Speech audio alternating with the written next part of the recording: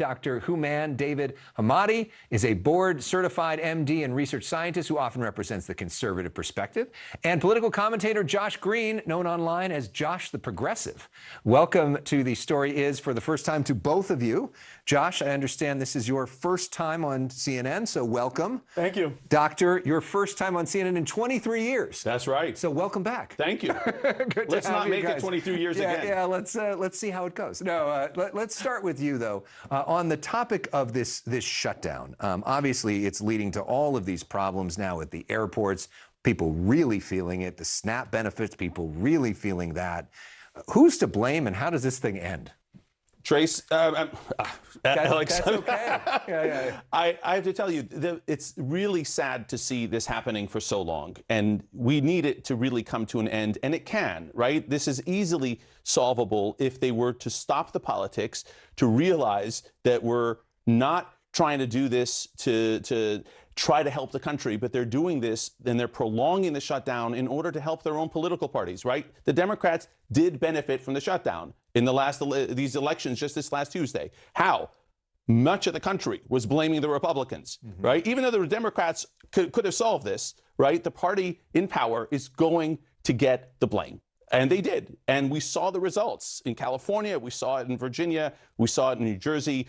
And ultimately, I think they're going to have to come to some type of temporary solution, a continuing resolution that will move things along at least for a couple of months, at least until the end of the year, I hope, right? And while they solve these things, for SNAP, they're not going to come out with, some major fix to that. And with the Obamacare subsidies, which I think is the really big thing, there's no way they're going to just suddenly cut it off. And I think both sides know that, but they also know they're going to have to somehow compromise on this. And I think the only way they can compromise on this is to say, okay, we're going to gradually decrease some of these subsidies where appropriate to the point where we reach some flat point and then continue. But there's no way it's going to go on like this. And I think now that the elections are over, both sides see a lot of pressure to end it. Although we haven't seen that so far. In fact, we thought that we were going to have some sort of deal by tonight. In fact, we seem farther apart. What are your thoughts, Josh? Well, objectively speaking, the Republicans own this shutdown. They control the House, the Senate, the presidency.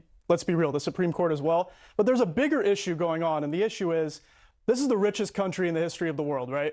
And we're one of the only modern countries that doesn't provide health care to its people. We have billions of dollars for ICE, billions of dollars for the Pentagon, who, by the way, gives billions of dollars to Israel, and they provide free health care to their citizens. So my question is for Republicans, why is it America first that we're subsidizing health care for another country, and yet American citizens aren't even getting health care? But to your point about the Democrats own the shutdown, factually, though, the Democrats are blocking this. I mean, they are stopping this, and if they would have voted for a continuing resolution, not even the Republican budget, just like let's keep the government open so we can negotiate, the government would be open. Well, this is one of the best things the Democrats have done in years, actually. They are just trying to ensure that the American people are not going to have to choose between rent and health care. Think about it. Health care premiums are going to skyrocket next year, thousands of dollars for regular American families. People are going to die. This is not sustainable. And today, Chuck Schumer put that proposal, right? He said, why don't we just extend the ACA by 1 year? Well, Republicans, that's a non-starter, apparently. They'd rather premiums just go up. And there's no plan. There's no plan to give health care to people. So I don't know what we're going to do. Are the politics of this fraught for Republicans right now? The Republicans have walked into a little bit of a minefield with the politics of this because when you are in charge, you own it. And I think they're realizing that, and they're realizing the Democrats can use it to their advantage. The Republicans, I think, should not have taken the bait and should have come up with some sort of plan in order to compromise on something early on, and they will have had a win out of this. And I think by being stubborn, and they're realizing this after the fact, they got to where they are right now. 26 is coming. And the midterms are coming very quickly, and they can end up in a very similar mess in 26 that actually is far more devastating than some governorships and a proposition in California. And if they don't get their act together and have a unified plan for how to deal with this, which will include some compromises, right, this is going to repeat itself with much greater consequences. Meanwhile, big breaking news tonight in Portland, Oregon, where a judge has now said what President Trump did was unconstitutional in sending troops in to that region. Your response to that? Well, if they say it's unconstitutional, then that's what it is. But we know Trump does not care about what federal judges say. I mean, he ignores their rulings all the time. If you go to Portland or you look at any video of Portland, it's a radically different situation than what you hear from the president. People are lining up for matcha. The most chaotic thing in Portland is it rains all the time, right? You see frog costumes. There's some protests there that get to be a little crazy sometimes. No? What about D.C., right? In D.C., he had the National Guard. They ended up picking up trash on the ground. A complete disrespect to our military, waste of taxpayer dollars too, mind you. That's a serious waste right there. In LA, they came here, they did nothing. I was at the protest. They stood around. It was political theater at best. And this was a Trump-appointed judge who made this ruling tonight. Yeah, and I can see why. Right? You got to use military-style force. And I don't think National Guard is technically military, right? It is being used in a law enforcement capacity. So it's considered troops. They are still troops, right? And they look military, and they are. But that should be a last resort. And I think when you use it in a situation that it is not 100% necessary, when local law enforcement isn't absolutely overwhelmed, cities are at risk of being burned down, destroyed, and we've seen times like that, by the way, in this country, right? Like in Minnesota, over the George Floyd riots, like in LA at various times. Like January 6th, for sure. Well, whenever, right? There are. Look at that. Would have been a great time, right? Yeah. but there are definitely times when that would be necessary. And there are other times where it's not necessarily so clear. And I think when it's not so clear, maybe you should err on the side of not doing it. And I think the judge was probably right in recognizing that. Ultimately, though, this whole situation is going to end up in the Supreme Court. And I welcome that, because once it goes to the Supreme Court, they will rule one way or another, and we will have a law of the land that will dictate the precise rules of engagement for calling in National Guard. And at that point, we don't have to make it an issue anymore. I think you guys are agreeing on a lot of things. You may disagree over this one, which is what Governor Gavin Newsom is now doing. He's headed to Brazil for the COP climate summit there. President Trump not going. Governor Newsom is going. Big week for him.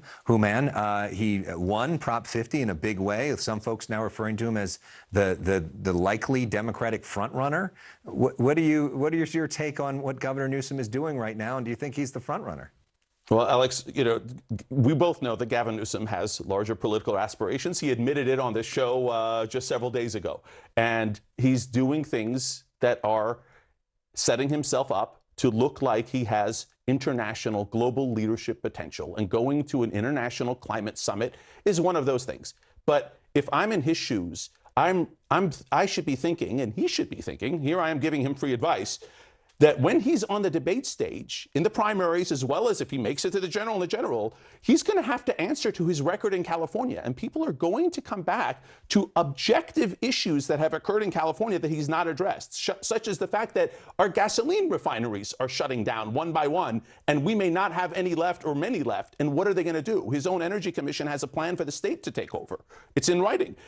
We can't have that. That's lunacy. So he needs to be back in the state and showing people that he is actually thinking of solving our problems. Is he the front runner? There's no real race yet, but I think he's done a very good job digging himself out from being, cast away by the party a little bit. He wasn't given a floor speech at the DNC convention. To being now in the spotlight. But and to that point, though, if affordability is the biggest issue that people are admitting right now, California has some real affordability challenges, whether it be the cost of housing, the problems with homelessness, the highest gas prices in the nation, real issues with income inequality. Is that a record worth running on? Absolutely not. I agree with Hooman, what he says, but I will say this. It's pathetic that the governor of a state has to go to a climate conference and represent a state and basically our country because the president has abandoned a sustainable future. Everything he's doing is for short-term profits to exploit our natural resources, right? That's definitely not America first, the way we're destroying our environment and also setting us up for failure in the future. We're going to be way behind when it comes to the renewable race. There's going to be an opportunity to make green new jobs that stimulate our economy, but instead we're going to be paying more money in recovery afterwards instead of what we should be doing now, which is mitigation and preventative care. I mean, what do you say to that President Trump's basically abandoning the world stage on this opportunity? Is there really an opportunity? I think that we see much of the world moving away from climate being an imminent existential crisis to being something that we have to figure out long term, and where pollution, not necessarily climate change, is the bigger issue. When you talk about sustainable economies, look at cars, right? Electric cars. There have only been Tesla in the US who's produced electric vehicles sustainably and profitably. Everyone else has been losing tens of thousands of dollars per car. Ford is about to abandon their F-150 Lightning, for goodness sakes. And that was supposed to be a blockbuster. And it's Tesla, and then it's the Chinese.